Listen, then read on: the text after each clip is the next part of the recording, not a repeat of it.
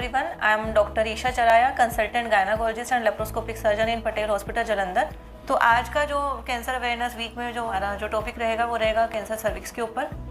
Cancer cervix के बारे में जानना इसलिए ज़रूरी है क्योंकि हम पहले भी डिस्कस कर चुके हैं कि ये सेकंड मोस्ट कॉमन कैंसर है ब्रेस्ट के बाद में, इंडिया के अंदर ब्रेस्ट कैंसर के बाद में, और ये तीसरा मोस्ट कॉमन कैंसर है अगर हम डेथ्स की बात करें इंडिया के अंदर। और इंडिया में ही इसलिए बात करें क्योंकि लगभग 1/3 जो डेथ पूरे वर्ल्ड वाइड कैंसर सर्विक्स की वजह से हो रही हैं वो इंडिया में हो रही हैं। और ये एक ऐसा कैंसर है जिसको हम आसानी से रोक सकते हैं। अगर हम ओवरऑल ICMR स्टडीज़ की बात करें तो लगभग आपकी एक लेडी को जो कि हमारे कंट्री में इंडिया में रहती है उसको 2.5% चांसेस हैं ओवरऑल लाइफ टाइम में कैंसर सर्विक्स से पीड़ित होने की या कैंसर सर्विक्स होने की, और 3% चांसेस है कि उसकी कैंसर सर्विक्स की वजह से मृत्यु भी हो सकती है इन्हें लाइफ टाइम अगर हम बात करें तो इसलिए ज़रूरी है इसके बारे में जानना। लगभग 70% केसेस हम आराम से प्रिवेंट कर सकते हैं अगर हम पेशेंट को कॉन्डोम यूज़ के लिए प्रमोट करते हैं तो क्योंकि कॉन्डोम जो है पेशेंट को इन्फेक्शन से प्रोटेक्ट करता है, और HPV जो इन्फेक्शन है वही इसकी वजह से आपको कैंसर सर्विक्स होने की चांसेस होते हैं। 95% जो केसेस हैं वो कैंसर के वो HPV इन्फेक्शन की वजह से होते हैं, और 90% ऑफ केसेस को हम प्रिवेंट कर सकते हैं by routine screening, pap smear testing, को टेस्टिंग करके हम आपको 90% केसेस को ईजिली प्रिवेंट कर सकते हैं और अर्ली डायग्नोज करके आपको ट्रीट भी कर सकते हैं।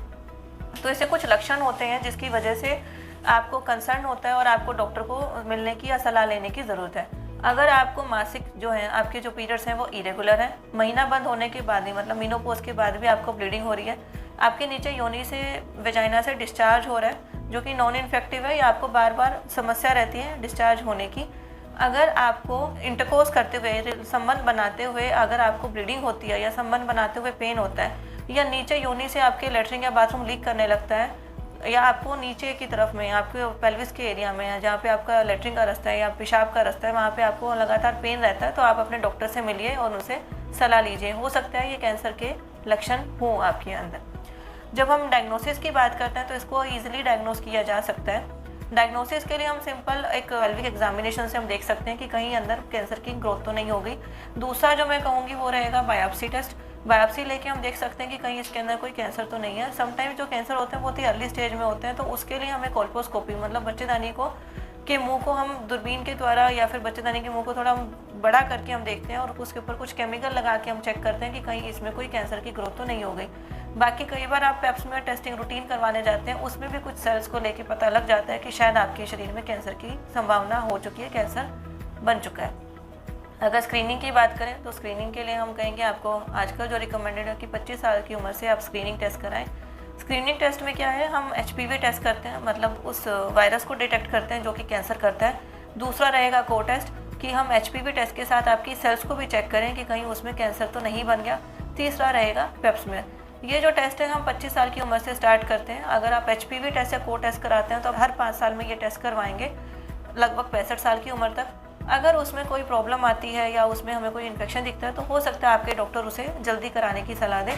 और जो पेप्समेयर टेस्ट रहता है उसकी फ्रीक्वेंसी रहती है 3 साल में एक बार। हर 3 साल में आप डॉक्टर के पास जाके पेप्समेयर टेस्ट कराएं। अगर इस टेस्ट में कोई प्रॉब्लम महसूस होती है या आपको HIV इन्फेक्शन है, आप स्मोकर हैं या आपको उस समय मासिक धर्म आए हुए थे, तो पेप्समेयर की टेस्टिंग उतनी एक्यूरेट नहीं होगी, तो आपके डॉक्टर आपको इसे जल्दी कराने की भी सलाह दे सकते हैं। जब हम कैंसर सर्विस की बात करते हैं तो इसमें आता है सबसे बड़ा कि डायग्नोसिस के बाद हम आगे क्या करेंगे। डायग्नोसिस के बाद हम इसके लिए ट्रीटमेंट कर सकते हैं। ट्रीटमेंट जो है नॉर्मली जो कैंसर की ट्रीटमेंट रहेगी वो 3 पार्ट्स में रहती है। पहला रहता है सर्जरी, दूसरा रहेगा रेडिएशन थेरेपी, तीसरा रहेगा कीमोथेरेपी।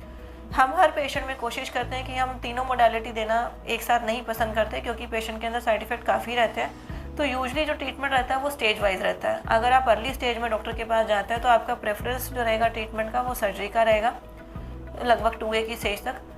अगर आप डॉक्टर के पास लेट पहुंचते हैं और आपका जो बीमारी है वो फैल चुका है, उस केस में सिर्फ सर्जरी जो है उतनी कारगर नहीं होती। उस केस में जो आपका मेन ट्रीटमेंट रहेगा वो रहेगा radiotherapy and chemotherapy. In the very late stages जब आपका कैंसर जो है पूरे शरीर में फैल चुका है, उस समय रेडिएशन थेरेपी हो सकता है हम उतना प्रॉपर डोज आपको ना दें या बिल्कुल ही ना दें, और उसमें जो आपका मेन केयर रहेगा वो सपोर्टिव केयर और कीमोथेरेपी का रहेगा। जब ओवरऑल सर्वाइवल की बात करते हैं, क्योंकि कैंसर एक ऐसी चीज़ है जिसमें सबसे पहला सवाल रह रहता है मरीज़ का कि मैडम हम कितने साल तक जिंदा रहेंगे या अब हमारी लाइफ टाइम पे तो कुछ नहीं रहेगा। तो सबसे पहला तो मेरा आपके लिए ये एक मैसेज रहेगा कि आप अगर कैंसर सर्विक्स से पीड़ित हैं तो आप अपने डॉक्टर की सलाह लेके कंप्लायंट रहें अपने ट्रीटमेंट के साथ। जो भी आपको सलाह दी जाती है, जब भी आपको आने के लिए बोला जाता है, जब भी आपको ट्रीटमेंट के लिए बोला जाता है, आप अपने डॉक्टर से उसके बारे में सब कुछ पूछिए, अपने डाउट्स क्लियर कीजिए। जो भी आपको कंसर्न है रेडियोथेरेपी, कीमोथेरेपी के साइड इफेक्ट के बारे में, वो आप अपने कंप्लीट दूर कीजिए। सर्जरी को लेके आपके दिमाग में जो भी टेंशन्स हैं, जो भी आपको एंजाइटीज़ हैं, जो भी आपके मन में सवाल है, वो सब क्लियर कीजिए। लेकिन आप कंप्लायंट रहिए, क्योंकि कंप्लायंस एक ऐसी चीज़ है जिसके साथ ही आप कैंसर की जंग से जीत सकते हैं। अगर हम कंप्लायंट रहते हैं ट्रीटमेंट के साथ में, अपना प्रॉपर ट्रीटमेंट करवाते हैं, तो जो सर्वाइवल रेट है, जो हम 5 ईयर सर्वाइवल रेट की बात करते हैं, मतलब 5 साल के बाद कितने % चांसेस है कि आप डिसीज़ के साथ ज़िंदा रहेंगे या डिसीज़ मुक्त होकर ज़िंदा रहेंगे, वो रहेगा लगभग 80 से 90% स्टेज 1 में, 70 से 80% स्टेज 2 में, लगभग रहेगा 60% के करीब, 60 to 70% in stage 3 and stage 4 में रहेगा लगभग ये 30 से 40% के आसपास। तो अगर हम टाइमली डिटेक्ट कर लेते हैं इस बीमारी को, हम टाइमली डॉक्टर के पास चले जाते हैं, तो इस कैंसर से बचा जा सकता है। ऐसा नहीं है कि एक बार आपको कैंसर हो गया तो आप उसके बाद में आपकी मृत्यु बिल्कुल ही निश्चित है, या आप उसके बाद एक नॉर्मल लाइफ नहीं जी सकते, ऐसा बिल्कुल भी नहीं है। तो मैं आपको सलाह दूंगी, आपको जो भी अगर लक्षण कोई आपको महसूस होता है, नीचे से पानी की समस्या लगती है, ब्लीडिंग की समस्या लगती है, इंटरकोर्स के समय पेन की समस्या लगती है, या महीने बंद होने के बाद भी आपको नीचे पेन रहता है, आपको ब्लीडिंग होती है, तो आप अपने डॉक्टर से जाके मिलिए और चेक करवाइए कि कहीं आपके अंदर बीमारी तो नहीं बन गई है। दूसरा, अगर आपके घर में कोई बच्चा है जो कि 9 से 26 साल का है, आप अपना वैक्सीनेशन करवाइए। इस कैंसर के लिए एक वैक्सीन भी अवेलेबल है जिससे आप इस कैंसर को होने से रोक सकते हैं। तीसरा, अगर आप एक सेक्सुअली एक्टिव लेडी हैं, 25 ईयर्स की आपकी एज अबव है, तो आप डॉक्टर से जाके मिलिए और अपना रूटीन में को टेस्टिंग या HPV टेस्टिंग या पेप्समियर टेस्टिंग जो भी अवेलेबल है आपके नियर बाय हॉस्पिटल में, आप अपना वो करवाइए। Thank you.